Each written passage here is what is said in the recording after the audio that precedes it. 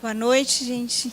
Então, vamos começar então nossa segunda rodada do nosso ciclo de debates sobre as contribuições da psicologia para o enfrentamento da questão do suicídio.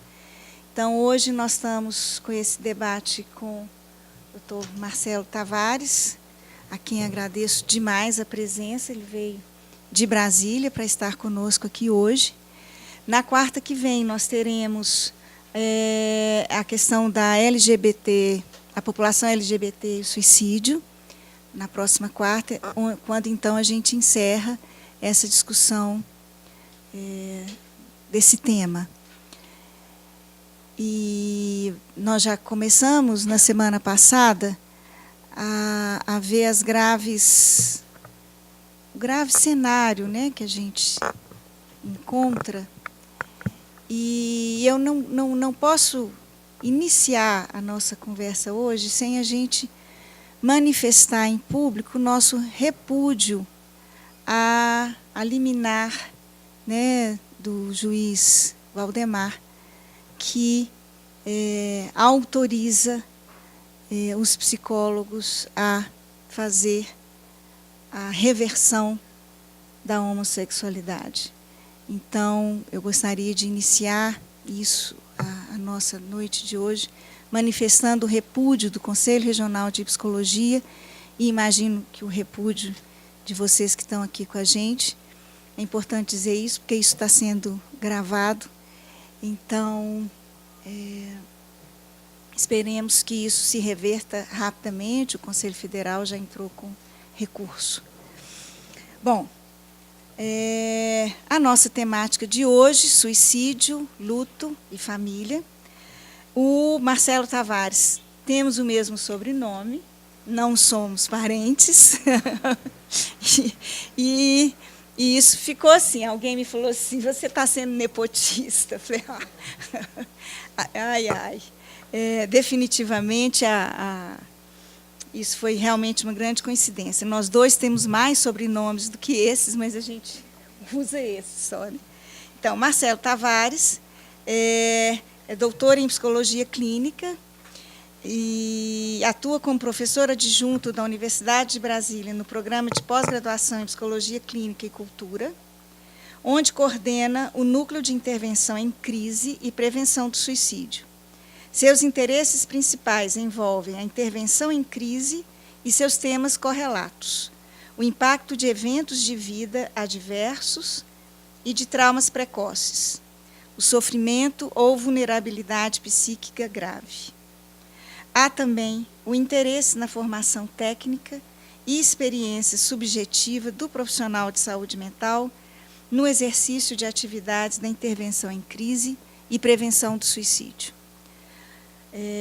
Doutor Marcelo, nós vamos te dar 40 minutos de fala, pela prerrogativa de estar sozinho hoje na mesa, e eu me encarrego de fazer o controle do tempo.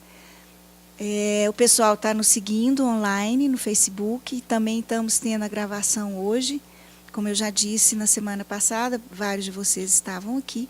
É um processo que a gente está registrando para a gente poder ir criando esse acúmulo mesmo de conhecimento nessa área. Então, para nós é muito importante, inclusive, que o doutor Marcelo tenha concordado com isso, e vocês também. Então, vamos dar início. Boa noite. Eu quero, primeiramente, agradecer imensamente o convite, né? Agradecer a Mariana desde o primeiro contato, todo o pessoal do Conselho. Opa! Estava desligado? Ok. Então, repetindo, agradeço a Mariana, assim como todo o pessoal do Conselho, que foi muito bacana desde o início com o convite, e parabenizar o Conselho e essas pessoas todas por estarem abraçando essa causa que já vem há muitos anos. Eu trabalho com o suicídio diretamente desde 1987, então este ano estou fazendo 30 anos, não de psicólogo, 30 anos de trabalho na intervenção em crise com paciente suicida. São mais 6 anos aí de psicólogo, mas levou um tempinho para eu chegar nesse ponto. Até depois compreendendo a minha trajetória, para ver como eu cheguei e me apaixonei por esse tema.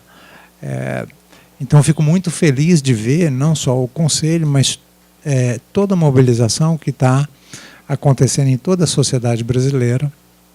É claro, muito do que tem nos mobilizado me deixa muito triste, que é toda vez que a gente recebe a notícia de alguém que se foi precocemente porque estava vivendo alguma situação que lhe pareceu intolerável e essa pessoa fez alguma coisa que pôs fim, que levou ao fim da própria vida, né?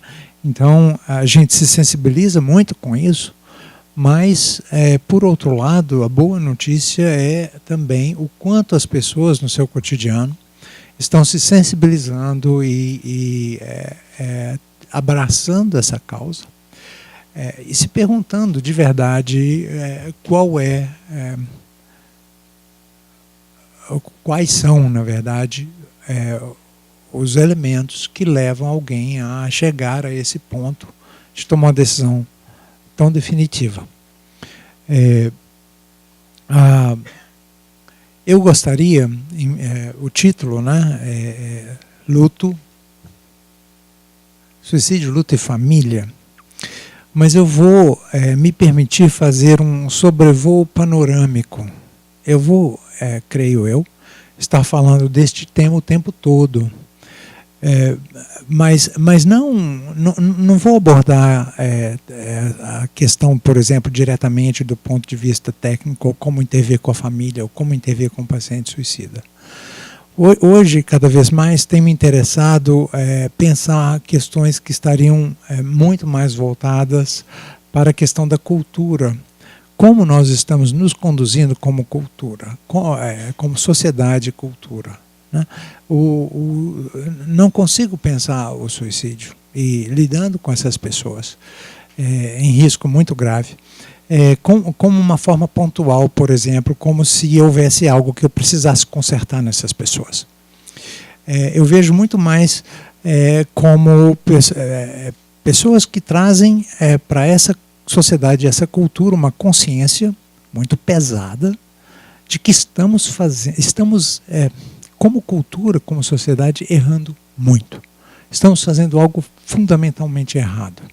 De tal forma que os nossos jovens, quando se defrontam com a necessidade de serem cada vez mais autônomos, né? O jovem que esbarra lá, por exemplo, no momento de fazer uma escolha de uma profissão, depois que entra para uma universidade e que cada vez ele precisa mais se assumir como pessoa, como autor da sua própria vida, sobressai aí uma sensação de desespero, muitas vezes com buscas de respostas imediatas, como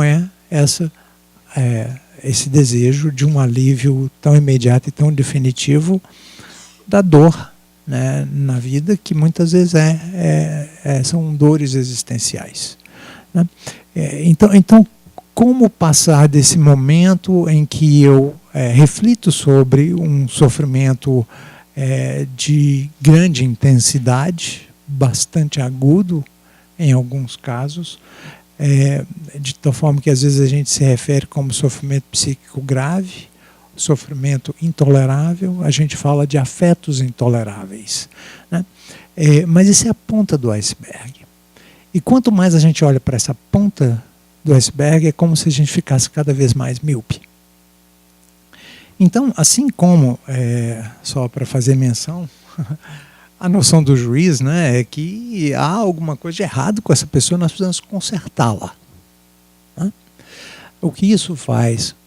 A sensação de autoestima, a sensação de valor próprio, a sensação de ter o direito à autodeterminação, à escolha. Né? Então, isso é mais um sintoma na mesma direção, né, onde a nossa cultura direciona o sujeito para um contexto onde ele vai cada vez mais se perdendo, a um ponto em que sobra muito pouco, né? Paralelo a isso, né, nós estamos cada vez mais entulhados de objetos de consumo, né, que nos deixam, a gente pode ter tanta coisa e sentir tão vazio, né? Então eu quero repensar isso, porque de uma certa forma a cultura também está deixando não só as pessoas, mas as famílias abandonadas a este contexto, né? Então, quando a gente acompanha as estatísticas relacionadas ao suicídio, a gente vê um agravamento preocupante.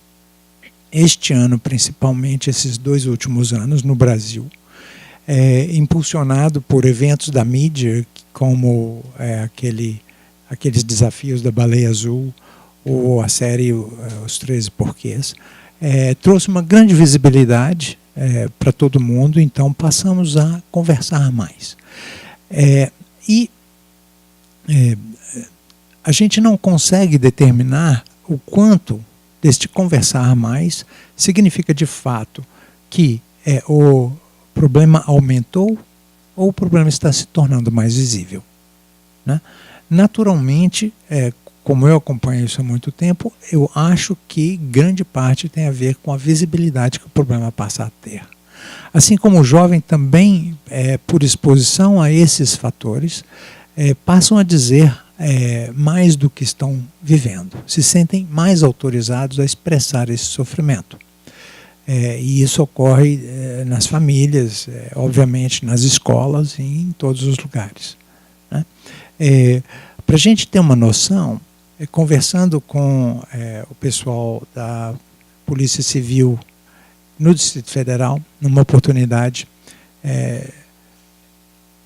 sobre o desafio da Baleia Azul no Brasil inteiro, o que ela me relatou é que não havia um evento confirmado, real, de que um jovem estivesse participando daqueles desafios da Baleia Azul, de fato. Acontece que os desafios foram publicados na internet e, obviamente, esse jovem é muito mais sabido, né, em termos de como usar esse espaço da internet do que seus próprios pais. E muito rapidamente, todos eles sabiam quais eram os desafios. Mais rápido do que nós, profissionais, que deveríamos saber quais são esses desafios. E, a partir deste momento, ele pode, por autodeterminação, começar a fazer ou seguir esses desafios. E que parece que foi o que aconteceu no Brasil, né? Em grande parte. Então, o jovem começava a fazer aquilo quando alguém descobria, por algum motivo, então ele falava que estava fazendo, ou estava participando, ou que tinha alguém que estava, né, de alguma forma perseguindo, quando na verdade ele teve um acesso direto àquela lista, né? Então, algum processo está acontecendo, né, na vida dessas pessoas. Então, eu vou...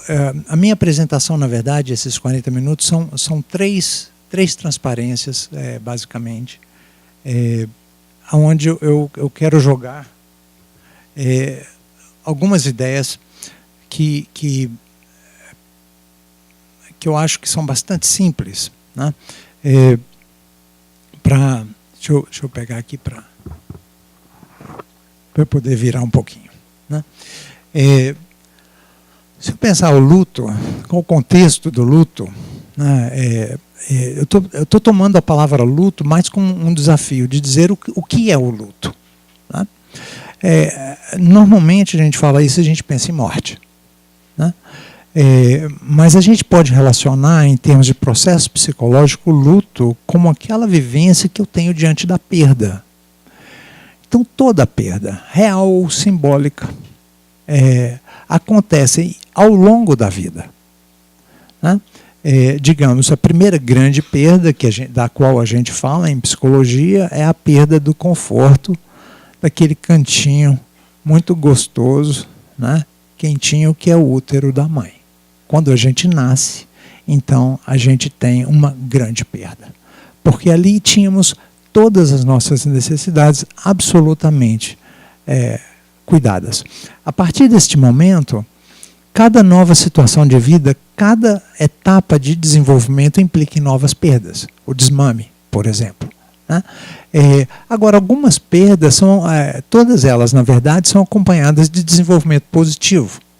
Então, quando a criança começa a andar ou correr, ela ganha autonomia. Mas, ao mesmo tempo, ela tem que enfrentar certos medos, certos desafios de deixar o conforto do colo materno e enfrentar este mundo. Então, são perdas que a gente tem. Né? Então, obviamente, quando eu falo em lidar com perdas, a gente precisa pensar que isso não começa com as grandes perdas. Aliás, ou melhor dizendo, todas essas perdas, desde o nascimento, são grandes perdas. E nós precisamos nos ajustar e nos adaptar a esse novo contexto toda vez que a gente tem um ganho, né, de autonomia. A adolescência, a puberdade, a adolescência, depois a vida universitária, o primeiro emprego, tudo isso são situações onde eu ganho alguma coisa e perco alguma coisa. Ainda que seja a perda de um conforto ou de uma segurança, né, eu estou perdendo alguma coisa. Agora, quando eu vejo essas perdas colocadas lá fora, não são perdas, não estou falando nem tanto de algo que eu perco em mim, né, mas é uma perda colocada lá fora, eu perco alguém. Né, e esse alguém pode ser alguém que tenha uma função psíquica para mim. Então, se eu perco, as primeiras perdas que a gente vive, em geral, são dos nossos avós. A gente tendo sorte, né, não perderemos ninguém mais próximos em termos de idade, né, geracionalmente, nós perderemos nossos avós, né, primeiro. Né, depois nossos tios, né, quem sabe, e de uma certa forma a morte vem se aproximando de nós até um momento que a gente tem que lidar com a própria morte. Né? Então a gente aprende a lidar com o luto, né, ou idealmente aprenderíamos a lidar com o luto a partir desse luto mais distante, inicialmente com as perdas simbólicas ao longo da vida, né? Algumas delas podem ser até bastante importantes, dependendo da faixa de idade, né? Como, por exemplo, uma criança que perde um cachorrinho. Se isso for bem lidado, né? Não for uma perda traumática, né? Se a criança tiver espaço para elaborar essa perda, isso pode ser uma experiência construtiva que vai prepará-la mais para lidar com outras perdas necessárias ao longo da vida. Então, o primeiro luto, ou talvez o mais fácil deles, seja a convivência antecipatória com alguém que está num processo de envelhecimento. Né? Então, eu estou pegando isso como metáfora de ver alguém, um familiar, por exemplo, que está idoso, com uma doença grave, está sofrendo. Normalmente a gente diz o quê? Ele descansou. Né?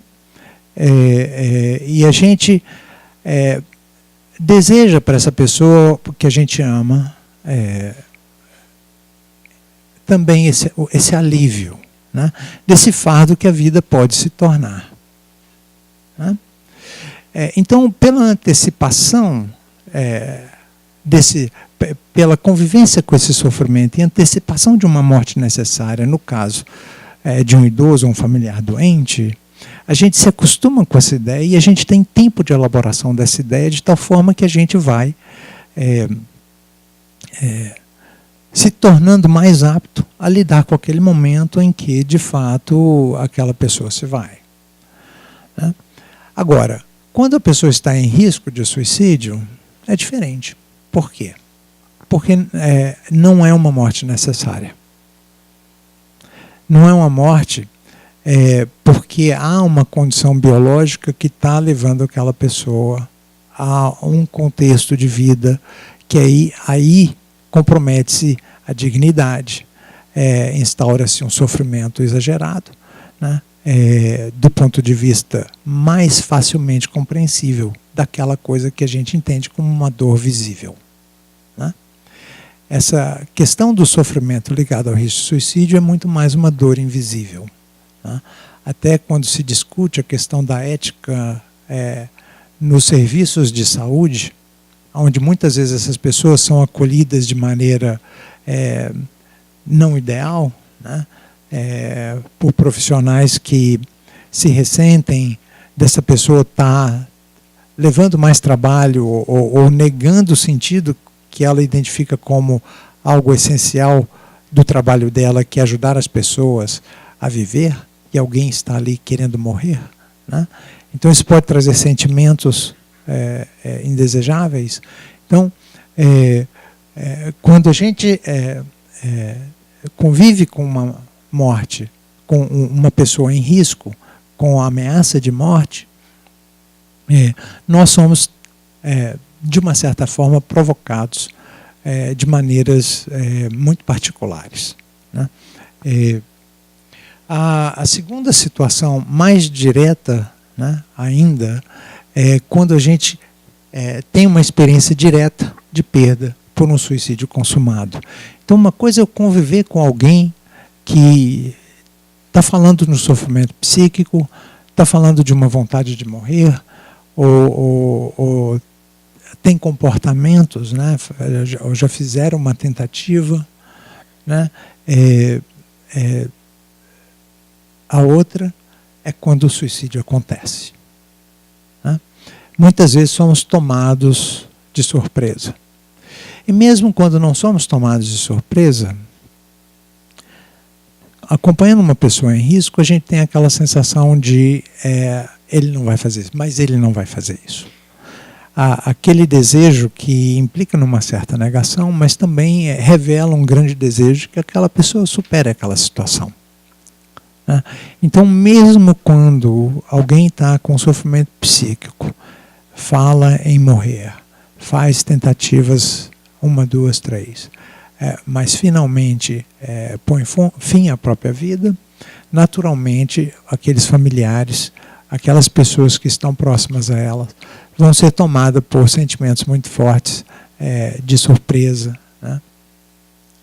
Entre outros, né? E um outro contexto que é mais difícil de ser pensado, talvez, porque requer um esforço voluntário, é a reflexão sobre a experiência de sofrimento e posicionamento pessoal sobre o valor e o sentido da vida e da morte, né? Às vezes isso começa para alguns como uma reflexão filosófica, mas em geral as pessoas evitam se colocar nesse lugar, né, de eu parar para refletir o que é, né, a minha experiência de sofrimento em vida, né? E eu não estou falando genericamente, não, é meu sofrimento pessoal, ele é intransferível, e só eu de verdade posso realmente dizer o que é. Algumas pessoas com sensibilidade talvez possam até me ajudar a compreender meu sofrimento melhor do que eu poderia sozinho. Mas ninguém pode me ajudar a compreender meu sofrimento sem que eu me envolva em poder, em querer, em desejar dar voz, né, a esse sofrimento, torná-lo conhecido às outras pessoas. Eu acho muito importante colocar isso aí, porque é este o lugar que nós, profissionais, somos convidados a ocupar. Mas, qualquer um, tá? Parente, familiar, amigo, professor, aluno, qualquer um que está em relação com alguém que se mata, será convocado a ocupar este lugar. É muito difícil perder alguém próximo, sem se perguntar sobre o que fazer ou como lidar com a carga de sofrimento que tem, a carga de sofrimento pessoal, e sobre o valor da vida, o sentido da vida, né? E também sobre a morte. Então nós somos convidados a ocupar este lugar. Próximo. Então, nós temos aí, eu estou falando de 3 lugares, ou 3 tipos de pessoa, mas eu prefiro talvez falar em 3 lugares, que são o lugar da outra pessoa em sofrimento, né? Essa pessoa que pode se envolver com o que a gente chama de comportamentos suicidas, que são a ideação suicida, pensar em morrer, né? O planejamento, que envolve a busca de meios para provocar a própria morte, e a tentativa. São as 3 classes de comportamento suicida que envolvem gravidades diferentes, né? Então, a pessoa em sofrimento, que está passando por essa experiência, esse sofrimento dela pode ser visível ou invisível, né? Muitas vezes a gente não compreende como certas pessoas puderam se matar. Infelizmente, nós não temos como conversar com ela. Mas, ao longo de todos esses anos que eu venho trabalhando com pessoas em situações de risco, todas elas parando para refletir, mesmo que, às vezes, tendo feito um ato impulsivo, começam, depois, no processo terapêutico, a reconhecer os motivos que levaram ela a tomar aquela decisão, muitas vezes intempestiva, né? O outro lugar é esse lugar dado às pessoas que se relacionam com quem se matou, né? Amigos e familiares, geralmente. Mas temos aí, no contato com a sociedade, redes, às vezes, que envolvem outras situações muito além da família e de amigos próximos, como os ambientes de trabalho, para os jovens a escola, a universidade, né? E por aí vai, né? Então nós precisamos pensar que existe uma rede.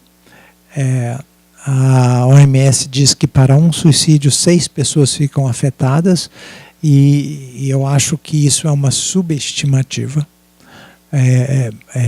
Todas as pessoas do convívio ficarão afetadas, talvez eu possa dizer 6 ficarão gravemente afetadas.